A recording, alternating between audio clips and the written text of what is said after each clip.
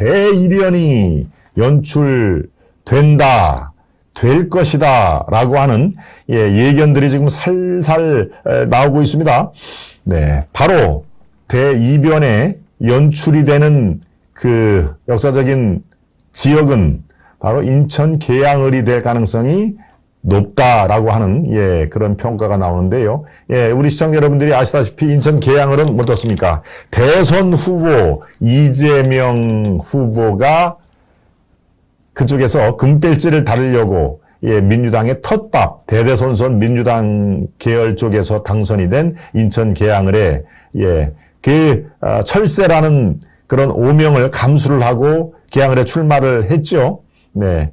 안철수의 분당갑, 이재명의 계양을 출마는 다 철새 전략공천이고 그쪽의 지역구 연고가 거의 없는 상황이라 철새 공방에서 자유롭지를 못할진데 바로 그만큼 절박한 거죠. 절실했습니다. 뭐가? 의원 배지가 절실한 것이죠. 왜?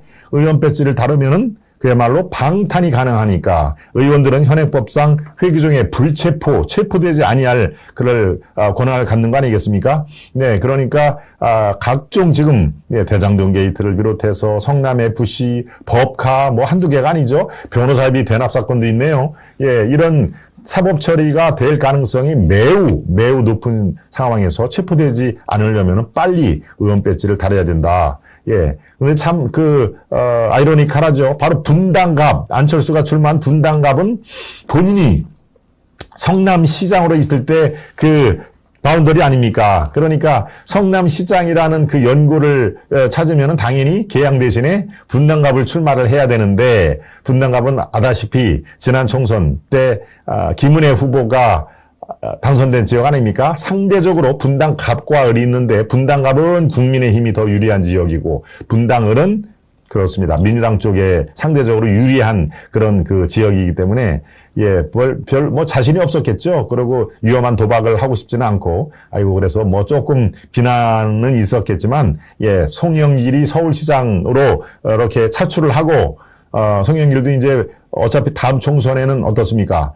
네, 불출마 선언을 일찌감치 한 상태이기 때문에 자기가 잊혀진 존재가 되면은 정치인들이 제일 피해야 될 게 바로 잊혀진 존재가 되는 거 아니겠습니까? 그러니까 이재명 쪽에서 살살 송영길이 서울시장 쪽으로 출마를 하고 대신에 송영길이 출마를 하면은 그 지역에 어차피 보궐선거가 치루어지니까 이재명을 출마시키자라고 하는 이른바 그랜드 플랜이 일찌감치 작동이 된 것이죠. 2달 전부터 플랜이 됐는데 자, 이런 배경 설명하에 그렇다면 대선 주자인 이재명이 상대방은 뭡니까? 26년 때 인천 계양에서 한 동네 내과 의사 아닙니까? 동네 내과 의사. 내과 의사하고 윤형선. 아마 여러분들 한 달 전까지만 해도 윤형선이라는 그 정치인 이름 들어보셨습니까? 그렇습니다. 무명의 정치인하고 대결이기 때문에 아주 이재명으로서는 쉽게 이길 수 있다라고 판단을 했는데 시간이 가면 점점 격차가 좁혀지더니 어떻습니까? 이틀 전부터 나온 여론조사에는 뒤집힌 그 여론조사도 상당히 많습니다. 네, 그렇고 지금 여러분들이 화면에서 보시기에 초접전이라고 하는 여론조사도 적지 않고 있고요. 그런데 여러분들이 중요하게 생각할 대목은 바로 지난 총선에 송영길이 윤영선 후보를 20%포인트 이상 차이로 아주 완사이드하게 이겼다는 곳이죠. 그만큼 계양을은 민주당의 텃밭이라고 할 수가 있는 것입니다. 그런데 송영길도 아니고 이제 대선 주자가 나왔는데도 20% 격차가 더 나야지 그게 의당 맞는 거 아니겠습니까? 네, 송영길보다 이재명이 그래도 정치적인 무게가 대선에 24만 표 차로 아깝게 진 후보 아니겠습니까? 그런데 처음에 여론조사를 실시했더니 14, 15 정도로 앞섰죠, 이재명이. 근데 그게 가면 갈수록 점점 줄더니 이제 역전을 당한 여론조사도 나오고 지금 여러분들 좀 전에 보신 대로 초접전이라는 양상이 지금 전개가 되고 있는데 그렇다면 여론조사는 제가 말씀드린 대로 어떻게 수치 자체보다 트렌드가 중요하다고 그랬죠. 이 후보는 지금 점점 우상향으로 올라가는 추세구나. 이 후보는 점점 떨어지네. 그러고 이렇게 상승 탄력이 거의 없네. 바로 이 추세가 중요하다고 생각을 했는데 바로 지금 상황에서 이재명 캠프는 지금 난리입니다. 난리. 예. 이게 시간이 가면 갈수록 올라가기는커녕 밑으로 추락을 하는 그런 모습을 보니까요. 네, 실제로 그런 그 여론조사를 여러분들께 보여드리면서 제가 실증을 하겠습니다. 김부선 영화배우와 무료 연애한 건 아주 나쁜 토미스님이 무료 그 무상연애라고 그러죠. 예, 무상연애를 또 꾸집어 주셨네요. 네, 윤 후보님 꼭 이겨주세요. 응원합니다. 고태글라님. 네, 그렇군요. 음주 2번, 고로 전과가 무려 5범입니다. 하고 왕돈이님 얘기를 합니다. 예, 지금 여러분들께서 윤영선 후보가 지금 이 추세를 유지를 해서 만약에 이재명을 꺾는다면 어떤 일이 벌어질까요? 네, 윤영선은 그야말로 네, 그 지역의 보궐선거로 당선이 됐지만 전국적인 지명도가 하루아침에 예, 이루어지는 것이죠. 마치 서강대 교수를 했던 누굽니까? 그 광명을에 갑자기 지금 이름이 생각이 안 나는데요. 네, 바로 제가 정치부 막 초임 정치부 기자 생활할 때 서강대 정치학과 교수로 네, 그 일했던 무명의 교수가 광명을을 통해서 전국적인 지명도를 알렸던 그런 게 지금 연상이 되는데요. 예, 바로 윤영선 후보도 그런 케이스로 등장이 될 겁니다. 네, 그렇습니다. 손학규 후보가, 예, 손학규가 이름이 생각이 안 나네요. 예, 이것도 점점 나이가 들어가는 증거일까요? 그렇습니다. 예, 손학규 교수가 서강대 정치외교학과 교수였는데, 제가 정치부 기자 막 시작할 때니까 92년, 3년도에, 예, 그 광명을 그 보궐선거가 열렸는데요. 거기서, 전국적으로, 예, 보궐선거를 하니까 뭐 몇 개 안 되지 않습니까? 전국적으로 주목도를 높여가지고 결국은 뭐 대통령까지 되지는 못했습니다만 대선 후보가로 성장을 한 게, 윤영선 후보가 손학규 후보처럼 그렇게 일약 정치적인 취급을 한꺼번에 올릴 그럴 가능성이 많지는 않지만 아무튼 지명도에 관해서는 네, 이재명 후보를 또 꺾는다면은 윤영선 이름 석자는 전국적으로 알리는 중요한 계기가 될 텐데 그렇다면은 상대방인 이재명은 어떨까요? 만약에 아슬아슬하게라도 질 경우에 그렇습니다. 이거 정치 생명에 돌이킬 수 없는 타격인 것이죠. 네, 저는 이미 3월 9일 예, 그 대통령 선거가 끝났을 때 이재명 후보가 24만 표로 졌던 270만 표로 졌던 이재명 후보는 이제 끝났다라고 제가 제 방송 바로 대선 다음 날 이 시간 11시 김동원의 하이파이브 시간에도 제가 말씀을 드렸죠. 아마 우리 시청자 여러분 기억하실 겁니다. 이재명 후보의 정치적인 재기, 대선 후보로서의 재기는 저는 사실상 불가능하다고 본다라고 예견을 했었죠. 물론 국회의원 나가지고 의원 배지를 달 수는 있습니다. 예. 달 수는 있는데 이른바 5년 뒤에 민주당의 대선 후보로서 이재명, 네, 이거는 이 가능성이 저는 없다고 본다라는 것을 제가 말씀을 드렸는데, 예, 지금 이번 그 인천 개항을 해서 대이변이 연출이 돼서 이재명이 이번에 금배지, 방탄용 금배지 부착에 실패를 한다면은 이재명 후보의 위상은 그냥 바로 급전직합니다. 예. 그래서 당내 장악력이나 일단 만약에 그렇게 된다면 이른바 이재명계 의원들 지금 대략 한 50명 정도 됩니다. 이재명계로 분류가 되는 지난 대선 과정에서 쇠를 많이 불려가지고 7명, 8명에서 56명으로 제가 파악을 하고 있습니다만 이재명계가 이제 이렇게 와해되는 그런 상황이 벌어질 겁니다. 그러니까 바로 이 대이변에 이재명이 한복판에 들어가서 직이라고 한다면, 예, 저는 어느 정도 가능성이 있다고 봅니다. 윤영선의 이 승리를, 그렇다고 완사이드하게 이기지는 못하고요. 이른바 이재명은 바로 직전에 송영길이 윤영선을 20%포인트 이상 크게 그야말로 아주 압승을 거둔 거에 비해서 표 차이가 그만큼 나지 않아도 사실상 대선 후보로서 스크래치, 흠집이 날 수밖에 없는 상황인데 만약에 지기라도 하면은 그렇습니다. 저는 바로, 예, 이른바 이재명계의 의원들이 가만히 있지를 못하죠. 이제, 정말 민주당은 다시 태어난다, 이런 이른바 정풍운동이 벌어질 것이고요.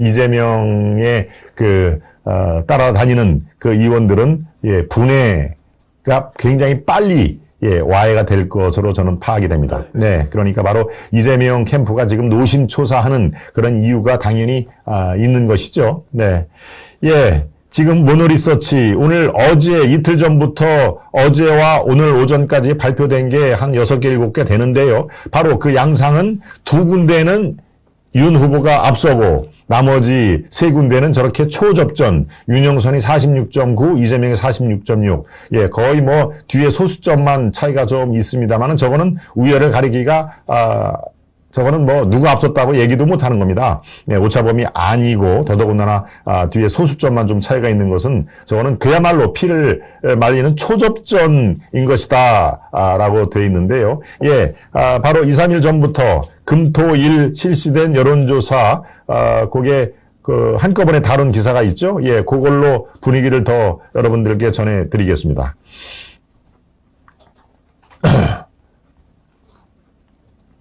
네, 김병관이 34.4, 안철수가 62. 바로 지금 이 분당감 얘기는 제가 했습니다만은 이거는 안철수가 대선 후보다운 그런 면모를 보여주고 있죠. 예, 김병관도 34.4인데 김병관은 그 지역에서 분당갑에서 국회의원을 한 번 하고 지난번에 김은혜하고 붙어서 낙선을 한 것이죠. 그러니까 김병관은 1승 1패인데 아주 돈이 많이 친구입니다. 돈이 굉장히 예, 그 IT 기업을 해가지고 거의 뭐 돈방석에 올라가서 8년 전에 그 정치인으로 변신했는데 김병관 씨는 사실 뭐 그 사사로운 인연을 얘기해서 안 봤습니다만은 제 예, 대학과 후배이기 때문에 제가 직간접적으로 압니다만은 글쎄요, 이번에 안철수와 저렇게 큰 차이로 만약에 지면은 김병관도 다음 총선 1년 10개월 뒤에 있는 총선에서 그 자리에서 그대로 공천받기는 매우 어려운 상황이 된 상황이죠. 예, 바로 안철수가 62 대 34로 여유 있게 따돌렸다라고 하는 그런 그 내용이고요. 이재명 47.4, 윤영선 47.9. 바로 이것도 아까 모노리서치처럼 뒤에 소수점만 차이가 있는 것이죠. 예, 0.5%포인트 차이만 지금 차이가 있는데요. 예, 이렇게 초접전 양상이다라는 게 세 군데 여론조사가 있고 윤영선이 앞선 여론조사가 지금 2개가 있는데, 자, 이왕 할 거 윤영선 후보가 앞선 여론조사도 하나 보여주시죠. 예, 바로 토요일 날 난 거에, 이거를 말고요. 그러면은, 예, 제가, 네, 이거 말고, 조선일보 기사에 4개가 쫙 그렇게 한꺼번에 되어 있는 신문 기사가 있습니다. 그거를 하나 보여주시고요. 예, 그걸 찾는 도중에 제가, 예, 바로 이재명이 이렇게, 죄송합니다. 네, 아직도 목이 이렇게 좀 얘기를 하면은 목이 또 갈라지는 거는 글쎄요, 참 더디게, 여러분도 각별하게 목 관리를 좀 잘 하시기 바랍니다. 이 목이, 예, 성대가 이렇게, 파열이 되고 오면은 이거 복구하는데 역시 시간이 굉장히 많이 걸립니다. 얘기만 조금만 하면 이렇게 이제 갈라지니까요. 글쎄요, 저는 뭐 괜찮은데 듣는 여러분들이 좀 편편치가 않아서, 좀 그렇습니다. 네. 그렇군요. 점심 식사 시간이 다 되어 가네요. 마약김밥, 동원김이 먹고 싶어요. 예, 우리 설정맘께서 지금 들어오신 모양입니다. 네. 마약김밥과 동원김이, 동원김, 네. 제 이름을 영어식 바라고 하면은 동원킴입니다만은 지금 아마 예, 김을 얘기를 하는 것 같습니다. 동원김이 먹고 싶어요. 네. 설정맘 앞으로님, 예, 앞으로 자주 이렇게 뵙기를 청합니다. 네. 바로 이 얘기죠. STI. 예, 인천 계양을에 윤영선이 49.5, 이재명이 45.8. 예, 그래도, 최근 여론조사 한 것 중에서는 격차가 꽤 있습니다. 그렇죠? 네. 3.7% 차이니까요. 예, 이것도 오차범위 아니라 사실은 윤영선이, 이재명을 따돌리고 1위로 나섰다라고 단언을 할 수가 없습니다만은 오차범위 아니기 때문에 그렇죠. 그런데 윤영선 후보가 저렇게 3.8% 앞서는 그런 결과가 이어지기 때문에 상당히 이게 이 충격을 많이 준 모양입니다. 이재명 캠프에는요. 그렇죠? 저렇게 조금 아까 서너 개 보여드린 아슬아슬하게 초접전 양상을 보이는 그런 상황도 이재명 입장에서는 야 이거 큰일 났다라고 하는데 바로 저렇게 STI 그 조사에서는 3.8%포인트 뒤지는 걸로 나왔으니까 당연히 그건 아주 완전히 초비상인 것이죠. 네. 그런데요.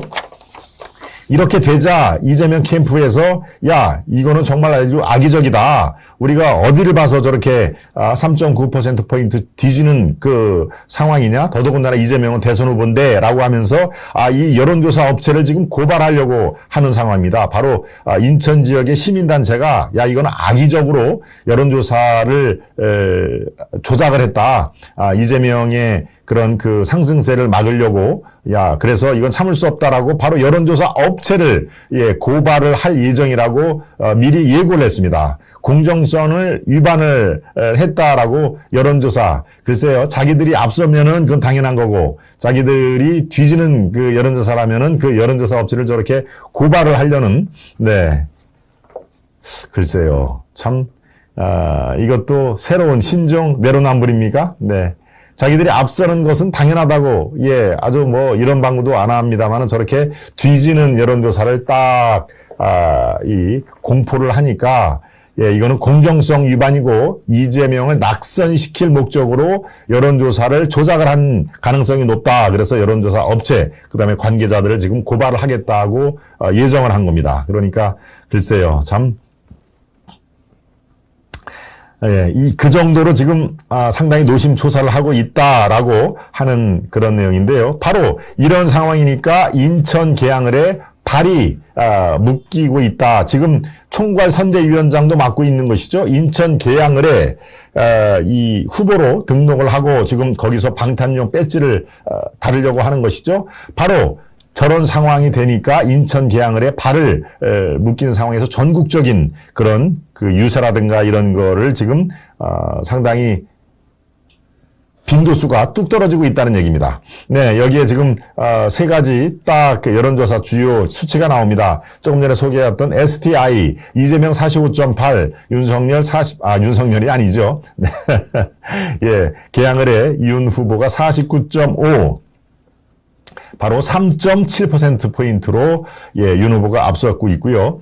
네, 모노리서치 이것도 아까 소개를 제가 해드렸죠. 이재명 46.6 그리고 윤 후보가 46.9 윤영선 후보가 상당히 선전을 하고 있는 다시 말해서 이재명이 기대와는 전혀 다른 방향으로 아주 코너에 몰리고 있는 그런 상황입니다.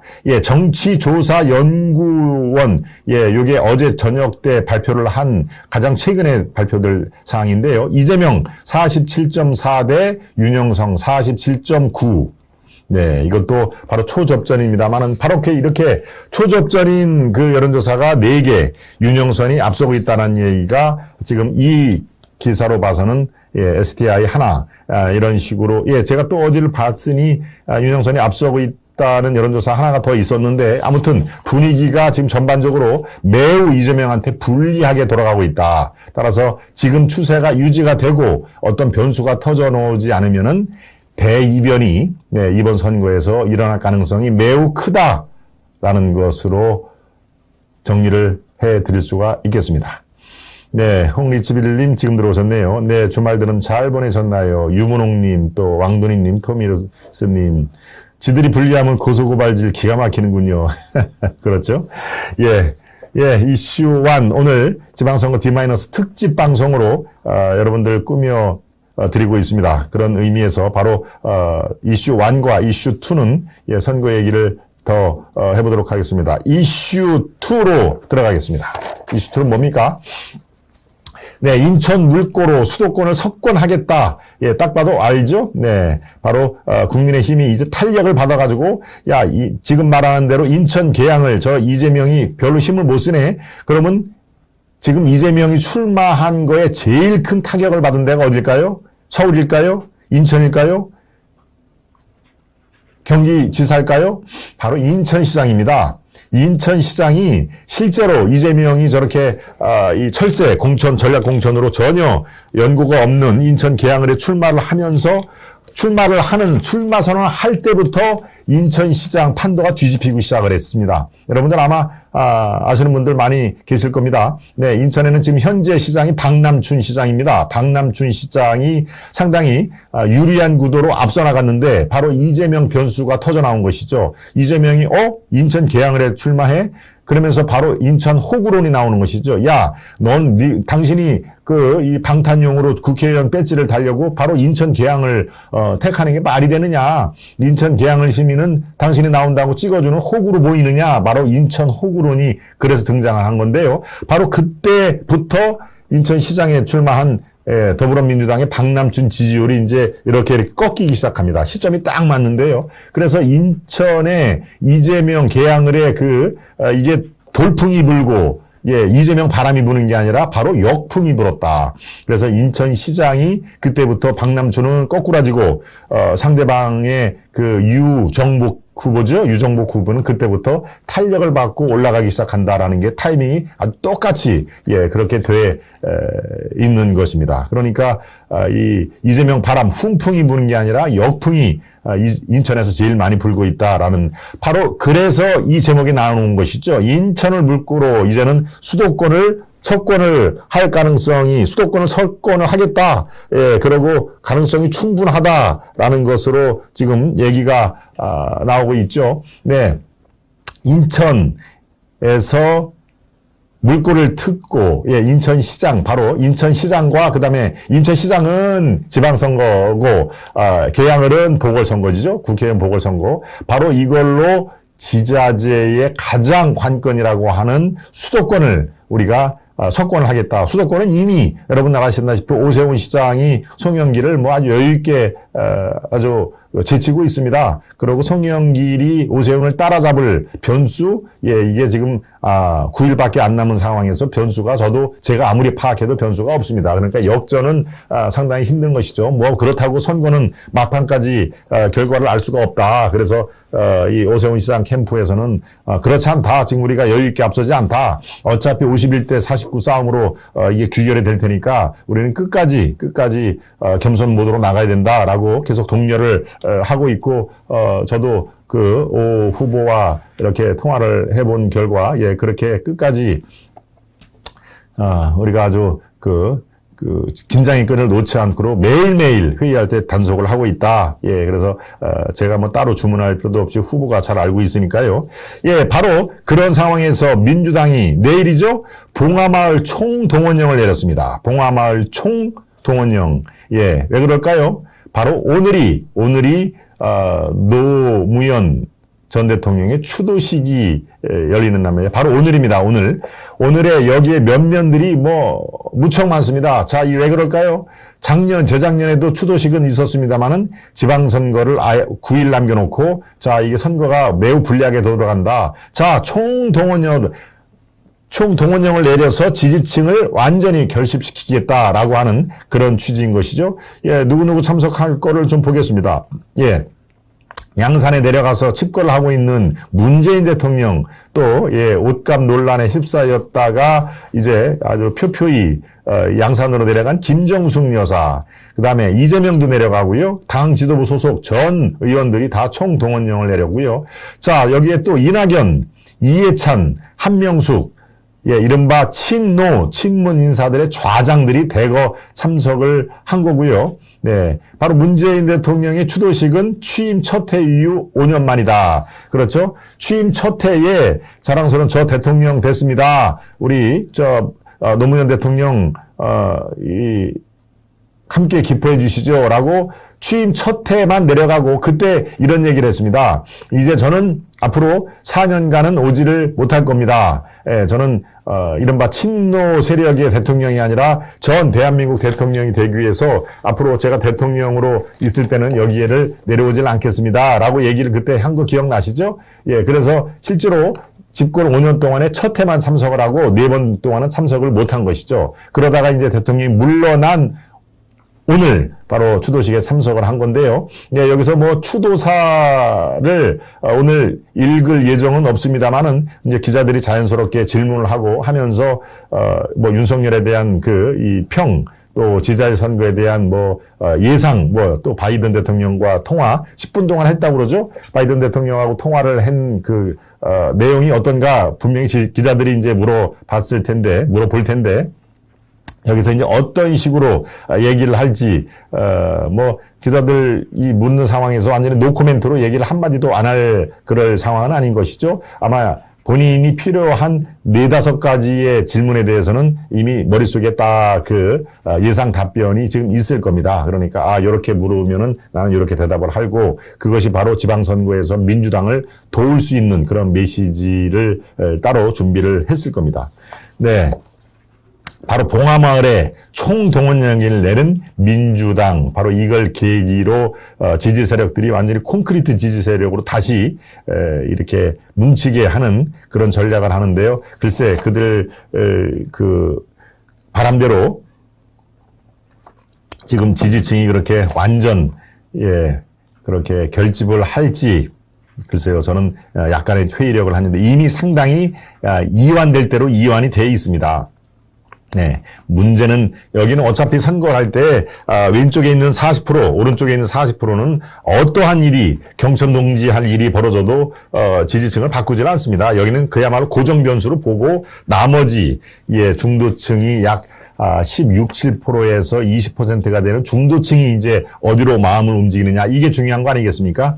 네, 그런 상황에서 중도층이 지금 민주당과 그 세력들에게 마음을 줄 그럴 상황은 점점 어려워지고 있다. 그래서 이재명의 저 같은 역전극이 펼쳐지는 것이다 라고 얘가 말씀을 드려야 되겠습니다. 부엉이 바이 부엉이는 어디 가고 까마귀만 득실되네요. 옆집 동네 올빼미는 언제 오나 기다리고 있는데. 서잉일리네. 옆집 동네 올빼미는 누구를 지칭하는 걸까요? 네, 한번 다시 댓글로 보완을 해주시면 제가 한번 또 읽어드리겠습니다. 터미니스님, 김 박사에게 한번 물어보겠습니다. 빨갱이들이 지천입니다. 어떻게 생각하고 있습니까? 빨갱이들이 여기저기 지천이라고, 터미니스님이 얘기를 했는데요. 표현이 상당히 아주 직설적이죠? 빨갱이라는 표현. 네. 제 생각에는 그렇습니다. 네. 자생적, 이 사회주의자들은 대한민국에 꽤 많다고 저도 판단을 하고 있습니다. 꼭 무슨 이 북한의 김정인의 지령을 받아가지고 이렇게 움직이는 이른바 간첩, 스파이 이런 것도 당연히 있죠. 고정 간첩도 있지 않습니까? 또 그들로부터 포섭된 그런 간첩 행위를 하고 있는 사람들은 당연히 있습니다. 또 그거를 잡으려고 국정원과 또 대공팀들이 지금 움직이는 거 아니겠습니까? 그런데 문제는 자생적인 사회주의자. 네, 지금 대한민국 체제는 사회주의가 아니죠. 자본시장과 자유민주주의, 시장경제 이런 것들을 지금 국기로 삼고 있는 거 아닙니까? 시장경제와 자유민주주의라는 국기를 뒤엎으려는 그런 자생적 사회주의자들은 곳곳에 도사리고 있다라는 것으로 저도 그런 면에서는 토미니스님과 견해의 한 가지는 공유를 한다라고 생각이 듭니다. 네, 자성적인 사회주의가 더 무섭습니다. 네, 그런 분들은 아주 호시탐탐 대한민국을 이렇게 취재 전복을 하려고 하기 때문에요. 그게 사실 더 우리가 경계를 해야 될 상황인데요. 네, 노무현 응급실 실려갔을 때 처음 진료한 의사가 자살했어요. 낙동강 하구뚝 차 안에서요. 저게 언제 얘기인가요? 노무현 응급실에 처음 진료한 의사가 자살을 했다는데, 낙동강 하구뚝 차 안에서, 언제 얘기인지 왕조리님도 한번 보완 설명을 빨간 애들 원숭이 9년 활동하고도 드러내고 해도 잡아가지 않으니 그동안 좋았겠죠. 이제는 다 척결해야 합니다. 네, 지금 말씀하시는 토미니스님하고 우리 홍리치빈님하고, 같은 뉘앙스의 메시지죠. 네, 아무튼, 세븐님이 토미니스님 주장에 전격으로 동감합니다. 그렇습니다. 우리 토미니스님 말씀에 동감하는 분들이 꽤 계실 걸로 저도 파악이 됩니다만은. 네. 여기에서 민주당이 지금 아주 각별히 노심초사를 하고 있는데, 이제 판을 뒤집기 위해서, 어떻습니까? 바이든 대통령이 방한할 때, 한덕수 총리를 부결을 시키면은, 그야말로, 역풍이 올 게 99% 뻔하다라고 민주당에서도 판단을 한 겁니다. 바이든 대통령 여기저기 다닐 때 민주당에서 한덕수 총리 부결 이런 게 딱 현실화가 되면은 비교가 너무 많이 되지 않습니까? 바이든과 윤석열이 대한민국을 아주 이 번영시키려고 삼성도 가고 현대차도 가고 뭐 여러 가지 했는데 국회에서는 일해 보려고 하는 한덕수 총리를 부결을 했다라고 하는 그 선명한 대비가 있기 때문에 그 타이밍으로서도 민주당으로서는 매우 부담스러울 밖에 없기 때문에 한덕수 총리는 그래도 가결을 시켰죠. 네, 그건 민주당이 살기 위해서 한 겁니다. 무슨 뭐 큰 베푸는 그런 자원이 아니라 민주당의 자구책인 것이죠. 자기들이 부결시키면 그 후폭풍은 민주당을 쓰러뜨릴 수도 있는 후폭풍이 불기 때문에 네, 바로 민주당을 살기 위해서 이 한덕수 총리를 인준을 한 건데 그 대신 정호영은 안 된다. 이제 너희들이 국민의힘 집권 여당에서 이제 우리가 총리를 인준시켜줬으니까 너희들이 화답할 차례다라고 하는 것입니다. 야, 이 정호영은 안 된다. 그다음에 법사위원장, 국회 후반기 법사위원장은 우리가 할 거다. 예, 그는 대대로 집권당에서 이 민주당이 집권당이었을 때는 법사위원장을 빼놓고 전 상임위원장을 독식을 했죠. 독식을 했는데 바로 지금 이제 여야가 교체가 되니까 그래도 법사위원장은 우리가 해야 된다라고 저렇게 지금 때를 쓰는 상황입니다. 네. 나오죠. 정호영은 당연히 사퇴를 해야 되고 법사위원장은 우리가 할게. 국민의힘 니들이 이제 화답할 차이야. 우리가 총리 인준해줬잖아. 그것만으로 큰 선물을 준 거니까 법사위원장 우리가 한테 주고 정호영은 사퇴시켜. 그래야지 맞는 거야. 라고 민주당에서 얘기하니까 국민의힘에서는 정호영 얘기는 국민의힘에서 상당 그 수가 정호영은 자진 사퇴할 걸로 내다보고 있습니다. 그러니까 정호영은 따로 얘기를 안 하고 그렇지만 법사위원장은 못 내준다. 왜? 너희들이 지난 2년간 법사위원장을 포함해서 전 위원장을 다 독식을 했지 않느냐. 그러니까 법사위원장 같이 중요한 요직은 이제 우리가 할 거다라고 지금 법사위원장을 둘러싸고 또 여야가 국회에서 강대강 대치를 할 가능성이 꽤 있는 상황입니다. 네, 지금 이재명의 치킨이 담긴 그릇을 던진 그 60대가 있다고 그랬죠? 제가 금요일인가요? 목요일이군요. 네.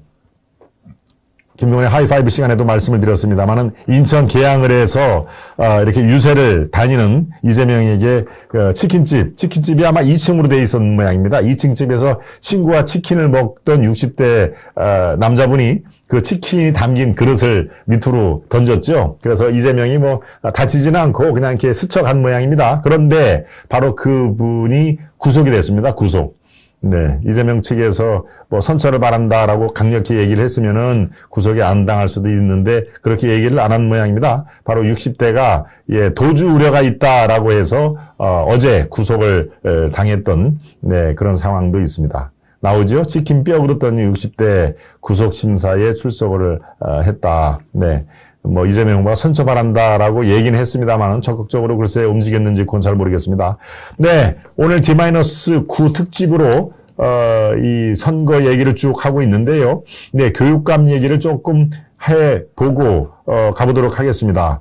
참 서울시 교육감, 네, 정말 문제입니다. 더더군다나 보수 진영, 보수 세력이라고 자초하는 분들이 이걸 서로 상대방의 당신이 물러나야 된다라고 단일화는 내가 돼야 된다라고 지금 핑퐁을 치면서 아직까지도 단일화의 첫 삽을 뜨지도 못한 그런 상황인데요. 점점 저입가경입니다. 가면 갈수록 더 얘기를 하는데 욕설이 등장을 했습니다. 욕설. 여러분들 어떻게 생각을 하십니까? 미친 욕, 인간 말종이라는 그런 말이 나올 정도로 거의 감정 싸움을 지금 하고 있는 상황인데요. 미친 X, 제가 차라리 욕을 할 수는 없는 상황인데요. 아니 국회의원도 아니고 더더군다나 우리 자라나온 미래 새싹들의 교육을 담당할 서울시 교육감에 나온 분들이 이런 얘기를 하는 그 자체가 문제 있는 거 아닙니까? 네, 인간 말종, 그 다음에 미친 X, 네. 그렇군요. 바로 박선영 이게 SNS 하다 이제는 미친 X라고 하네요. X니까 여러분들 뭐 아시겠죠? 여성을 지칭하는 아주 미친 X라고 하네요. 동성애자, 이슬람, 좌파의 관첩 소리도 들었지만 미친 X 소리는 처음입니다. 누가 X라고 했을까요? 바로 아주 라이벌인 조전혁 후보가 지금 그런 얘기를 한 걸로 박선영 SNS가 되어 있습니다. 나는 전화통화를 몰래 녹취하는 자를 인간 말종으로 본다. 인생 밑장까지 다 떨어진 자, 그런 자가 S대 교수로 사회적으로 존경받고 살아왔다는 데 분노보다 불쌍함을 느낀다. 네 불쌍한 영혼을 위해서도 기도하마.